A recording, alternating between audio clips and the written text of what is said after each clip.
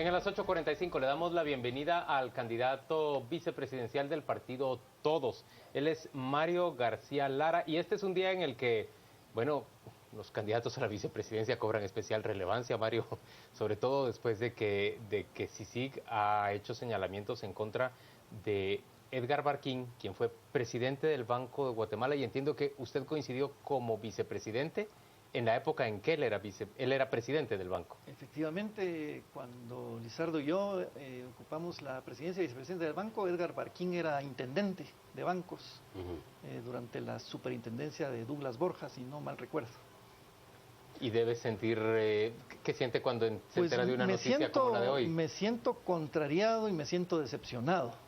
Porque yo al Edgar Barquín que conocí en ese tiempo era un técnico alejado de cualquier presión, tema o sesgo político, que aplicaba sus conocimientos de abogado y auditor, que es lo que él es, en función de los intereses de la institución. Y verdaderamente me siento decepcionado y contrariado de que lo que fue un funcionario público al servicio del Estado pare en estos problemas de falta de idoneidad o de sospechas de falta de idoneidad y de honradez.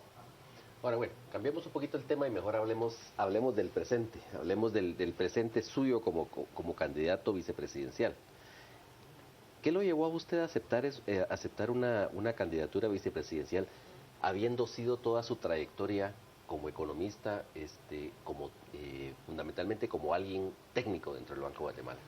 Mire, yo desde jovencito, desde mi primer año en la universidad, yo por alguna razón extraña que no logro explicar porque es subconsciente, decidí que quería ser servidor público. Y el destino y la providencia me favorecieron con poder entrar a trabajar al Banco de Guatemala y dedicarme al servicio público y tratar de entender qué es un servidor público y cómo funciona el Estado. Cuando me jubilé del banco me fui a la empresa privada, pero en políticas públicas, trabajando en estudios, en análisis, en propuestas de ley, que es una especie de servicio público desde el sector privado. Y en eso estaba muy contento y cómodo cuando recibí la invitación de Lizardo Sosa para acompañarlo como compañero de fórmula. Yo de verdad que nunca había imaginado semejante posibilidad, aunque ya había tenido alguna invitación en el mismo sentido antes que yo había rechazado, por razones que no pude rechazarle a Lizardo Sosa. Entonces, básicamente, por la confianza que yo le tengo a Lizardo Sosa, yo en él veo a uno de los pocos estadistas que hay en Guatemala, un hombre probo, conocedor, honrado y bien intencionado, alguien en el que puedo confiar y con el que me siento cómodo, y no pude rechazar su invitación. ¿Tuvo reparos con la idea de que Alfonso Portillo apadrinara de algún modo el binomio que usted integra? Para serle franco, muy pocos, algunos sí, pero muy poco. Yo conocí a Alfonso Portillo, él me nombró vicepresidente del Banco de Guatemala durante la gestión de Lizardo Sosa como presidente, y mientras fui vicepresidente del Banco de Guatemala, cuando Alfonso Portillo era presidente, solo vi respeto a la autonomía del Banco Central. Las conversaciones pocas que tuve con él eran con alguien que conocía, que tenía idea del Estado y de las cosas que habían que hacer para mejorarlo. Cuando hubo decisiones difíciles que tomar en el Banco de Guatemala, recibimos el respaldo y el respeto del presidente Portillo. Ahora, sin embargo, el registro electoral le ha negado la inscripción como cabeza del listado nacional a Alfonso Portillo, arguyendo precisamente el hecho de que es notoria su corrupción por haber aceptado que recibió dinero y se lo embolsó por haber estado preso en Estados Unidos. Pues mire, ustedes ya tuvieron al presidente Portillo aquí y él ya se defendió y explicó su posición, no lo voy a hacer yo. Lo que yo creo es que es una decisión del registrador que a mí me parece excedida de sus funciones.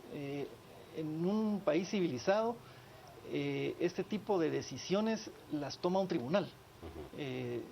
No una persona en individual. A mí me parece que es un exceso del registrador. Me parece que el presidente Portillo cumplió una condena y es un ciudadano con plenos derechos en este momento. Y si hay algo respecto producto de él que calificar, no es una persona quien lo tiene que hacer, sino en todo caso tiene que haber reglas claras al respecto y no ser una decisión arbitraria. Mario, ¿cuáles serían 3 objetivos fundamentales de un gobierno de Lizardo Sosa y Mario García Lara? Nosotros tenemos muy claro que estamos en un país que está en ruinas, con instituciones que, como lo vemos hoy y lo vemos en todas las noticias de todos los días, las instituciones están secuestradas por pandillas de ladrones, y por lo tanto no estamos planteando un plan de gobierno que vamos a hacer de Guatemala Suiza en 4 años. Es un plan de gobierno muy realista, que lo que queremos es rescatar las instituciones, hacer reformas muy puntuales y rescatar la gobernabilidad del presupuesto. El presupuesto hoy en día es un botín y lo que hay que hacer es rescatarlo, redireccionarlo y arreglar la forma en que se administra para que atienda las necesidades prioritarias de la población. Eso suena re bonito, pero el presupuesto tiene una rigidez gigantesca en Guatemala. 20% del presupuesto es lo que hay para usar en políticas públicas. El otro 80% está precomprometido. Pero si hay según nuestros cálculos, mínimo un 20% de recursos que se van en corrupción y en ineficiencia, hay un margen de maniobra pequeño, pero lo hay, para reordenarlo y enfocarlo en las 4 prioridades que nosotros hemos identificado, que son las que se pueden atender en 4 años. Ahora, pero lo que veo yo problemático es que durante las últimas 3 elecciones, los guatemaltecos han votado por un presidente y han votado por varios grupos de diputados y ha resultado este Congreso como lo tenemos ahora, pues, es decir, en donde lo que priva al final de cuentas es a ver quién paga más para sumarse a una bancada. Es decir, ¿cómo van a hacer ustedes ante la perspectiva de un Congreso disminuido con una bancada mínima para realmente hacer esas modificaciones dentro del presupuesto si lamentablemente la Constitución le dio la última palabra al Congreso sobre el presupuesto? No, eso está clarísimo. Nosotros tenemos la convicción de que lo que vamos a gestionar es un gobierno de rescate nacional. Y un gobierno de rescate nacional solo puede funcionar si tiene el respaldo de la ciudadanía. Afortunadamente, esto no lo podíamos decir hace 3 meses, ahora sí. Ahora creemos que la ciudadanía ha despertado. Creemos que si la ciudadanía hace una alianza, no solo el 6 de septiembre y luego en la segunda ronda con el nuevo gobierno, una alianza con el nuevo gobierno para sacar a los corruptos de sus puestos, para rescatar las instituciones, para hacer las reformas legales, se puede hacer. No va a ser fácil, pero con un gobierno que se apoye en la gente, que le dé a la ciudadanía las herramientas que existen. Además, hay herramientas de fiscalización, herramientas de auditoría social, hay leyes como la ley de consejos de desarrollo que tiene potencialmente la capacidad de dar a la ciudadanía el poder de ejercer presión y ayudar a los gobernantes en el Ejecutivo o en el Legislativo en contra de los poderes fácticos que impiden el cambio del país. Se puede lograr. Mario, usted ha hablado de 4 prioridades en términos presupuestarios, orientar el dinero hacia esas 4 prioridades. ¿Cuáles son? Tenemos desarrollo humano, que se subdivide en 3, que es nutrición en primer lugar, porque es una vergüenza que un país con los ingresos de Guatemala tenga los niveles de nutrición que muestra el país, de desnutrición que muestra el país. Nutrición, salud y educación. Hay que reorientar el presupuesto y rescatar la institucionalidad en esas 3 áreas, que esa es la primera, de desarrollo humano. Seguridad y justicia es la segunda. Infraestructura, no necesariamente, y yo de hecho descartaría mega obras. Hablamos de infraestructura hacia las poblaciones y hacia las unidades productivas. Y en cuarto lugar, hacia la gobernabilidad democrática, entendida por lo que yo les mencionaba antes. Crear los mecanismos, o poner en funcionamiento, porque ya están creados, los mecanismos en que la ciudadanía participe en un diálogo permanente con el gobierno para fiscalizar, para manifestar las prioridades del gasto en las comunidades, para vigilar a las autoridades, no solo del Ejecutivo, sino a las autoridades locales especialmente, y también a los diputados. Y esas 4 áreas ocupan el poco espacio presupuestario que hay para lograr rescatar las instituciones y rescatar el país en estos próximos 4 años. Perdóneme que sea tan pesimista, pero en el caso de los consejos de desarrollo, bueno, nacieron con una idea muy auténtica de tratar de desconcentrar y de democratizar un poquito la toma de decisiones, pero al final lo que desconcentró fue la corrupción, pues. Pero es que está en todos lados, Gustavo. Y lo controlan hoy los alcaldes y los diputados. Sí, y los gobernadores. Y los gobernadores. Y es terrible. Pero lo mismo pasa, y eso hablaba con el ex magistrado Guerra Roldán antes de entrar al programa él. Por ejemplo, el caso de las comisiones de postulación es otra buena idea potencialmente en su momento que fue secuestrada por bandas de delincuentes. Y donde uno voltee la vista, sea en el ICS, sea en las Cortes, sea en el Congreso, sea en los consejos de desarrollo, sea en las comisiones de postulación, las bandas de delincuentes tienen secuestradas las instituciones. Mario, pero usted habla de bandas de delincuentes. A ver, le voy a decir, una persona como Filadelfo Reyes era candidato a diputado, yo sé que en una posición novena del partido Todos, hasta la semana pasada, por lo menos cuando fue vinculado por la CICIG también con esta gavilla de los diputados de líder. ¿Qué piensa usted cuando escucha eso? Que el sistema está podrido y que tenemos dos opciones: o nos retiramos a nuestras trincheras a llorar porque el sistema está corrompido y no podemos hacer nada, o miramos cómo lo arreglamos. Lo que hemos conversado con Lizardo Sosa es que el país está en un grave peligro, está al borde del precipicio y que nos toca hacer algo para evitar que el país caiga en eso. Y la forma que hemos visualizado es con un gobierno de rescate nacional, de rescate de instituciones, en donde podamos convocar a hombres y mujeres probos y capaces, confiando en que nos van a aceptar. Esperemos ser persuasivos y que nos van a aceptar. Y confiando en que la ciudadanía en esta etapa nueva que estamos viviendo en Guatemala va a ser partícipe y aliada de un gobierno de rescate nacional para lograr hacer esta limpieza tan urgente. Mario, pero se pueden ganar unas elecciones en Guatemala con un sistema que determina tanto, con un modelo más bien, que determina tanto, por ejemplo, que el apoyo de la televisión abierta, en este caso ubicado del lado de Manuel Valdizón, o el financiamiento que proviene de los grandes proveedores de medicamentos y los beneficiarios de la obra pública, los concesionarios de la obra pública, que también parecieran dirigirse hacia Manuel Valdizón, ¿se puede aspirar en realidad a ganar una elección en este modelo? Es muy difícil. Yo no diría que es ingenuo, digamos que es optimista pensarlo, pero somos optimistas y aspiramos a lograrlo. Ahora, y no solo lo que decía Juan Luis, yo quiero mencionar también el tema de la compra de votos, de voluntades por parte de partidos que reparten bolsitas y reparten láminas a cambio del voto. Contra eso también, y rifan motos y refrigeradoras. Contra eso es bien difícil luchar, pero lo menos que podemos hacer es hacer esa lucha. Ahora, una ventaja que tenían ustedes es el indudable carisma de Alfonso Portillo. Pero ¿no les va a afectar a ustedes este desgaste que va a haber en pelear la inscripción de él?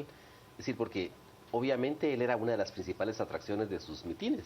Seguramente, y Lizardo Sosa lo ha dicho y yo lo repito, no vamos a ser ingenuos en negar que parte de nuestra aspiración de tener alguna probabilidad en este sistema, lograr ganar la elección, es el gran respaldo popular que tiene Alfonso Portillo, especialmente en el interior de la República. Y su potencial salida, o por lo menos su lucha, que lo va a distraer algunas semanas para poder participar oficialmente como diputado, podría afectarnos. Pero lo hemos conversado con el expresidente Portillo y él, de verdad les digo, él está muy comprometido y creo que es admirable que alguien que viene de donde él viene, de la situación de la que viene, esté luchando para cambiar el sistema desde adentro. Y nos ha reafirmado que él va a seguir en esa lucha, que confía en el proyecto, que apoya las ideas y el plan de gobierno de Lizardo Sosa, y confiamos entonces que él va a seguir dándonos su apoyo y que eso va a poder seguir siendo útil para nosotros. Mario, ¿de dónde obtienen fondos para hacer campaña electoral ustedes? Yo no me meto en las finanzas, pero entiendo que hay donantes particulares, no desconozco los nombres. Entiendo que también que en un principio ese apoyo fluyó en una cantidad moderada, después se detuvo, por eso ustedes ven que nuestra campaña es relativamente modesta, y confiamos que en la medida en que las cosas vayan ordenándose y nosotros vayamos subiendo en la preferencia del electorado, podamos seguir recibiendo colaboración de donantes, que es la base de la campaña. Usted no tiene mucha experiencia en las tablas, pues, en las mitines. Ni mucha, nada. Tarima. Nada, tarima, como le dicen. Nada.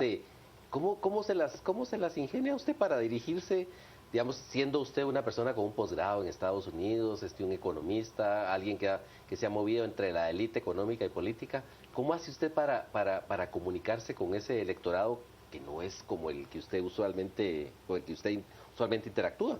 Mire, me toca con varios tipos de auditorio, digamos, pero cuando me toca en la tarima con personas, digamos, del pueblo, personas normales, comunes y corrientes, lo que intento es decir la verdad, transmitir lo que les estoy transmitiendo a ustedes, confiar en que reciban el mensaje y que perciban que de verdad estamos haciendo una propuesta franca, una propuesta realista, no estamos ofreciendo lo que otros sí les ofrecen, estamos diciendo la verdad. Aquí estamos en una situación de ruina, una situación en que hay instituciones secuestradas y que debemos rescatarlas y que confiamos que con el apoyo de la ciudadanía vamos a lograrlo. Y creo que es un mensaje que se entiende y que tratamos de decir con la mayor franqueza posible. ¿Qué le responde usted a las personas que se sienten francamente apáticas frente al proceso electoral, que creen que las elecciones van a terminar siendo solo oxígeno para un sistema perverso? Mire, tal vez yo respondería en dos sentidos. Uno, que ciertamente hay una apatía, pero que esa apatía es mucho mayor en las áreas urbanas que en las áreas rurales. En el área rural las cosas parecieran mantenerse normales, digamos, en cuanto al proceso electoral. Al proceso electoral. Tal vez un poco más apáticas que otras ocasiones, según me han dicho, pero no, digamos, notoriamente apático. En las áreas urbanas seguramente sí. Lo que yo les he dicho a las personas con las que he podido platicar, que no ven opción, que no tienen ningún optimismo respecto del futuro, es que lo que arriesgamos es un rompimiento del orden constitucional que no necesariamente va a generar un orden milagroso después y que el ave fénix va a salir de las cenizas y vamos a tener un Estado funcional. Que lo que tenemos que hacer es tratar de hacer la reforma desde lo que tenemos y tratar de hacerlas con el mayor respaldo posible, y que si no participamos lo que nos arriesgamos es a tener un futuro negro como el que se avecina si no decidimos correctamente en estas elecciones. Mario García Lara, gracias por acompañarnos a las 8:45. Vamos con nuestro compañero Juan Carlos Sandoval. Él nos cuenta qué se está comentando en las redes sociales, respecto de esta conversación. Gracias, Juan Luis. Buenas noches. Vámonos a las redes. Nos dice Maynor Chávez, admira a Portillo y odia la corrupción. Qué contraste, ¿no? Es lo que dice Maynor.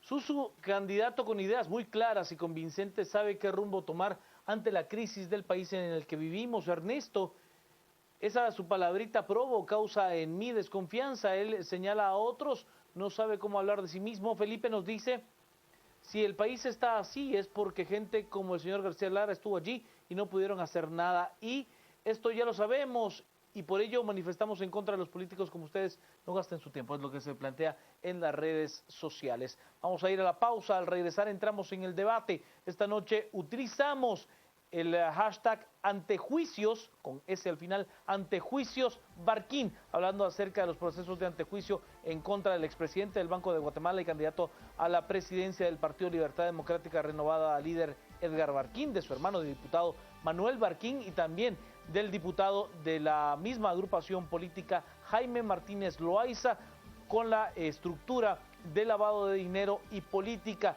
Antejuicios Barquín es nuestro hashtag de la noche. Quédese con nosotros, el debate estará a cargo de Carmen Ortiz y Cristian Manolo Castillo.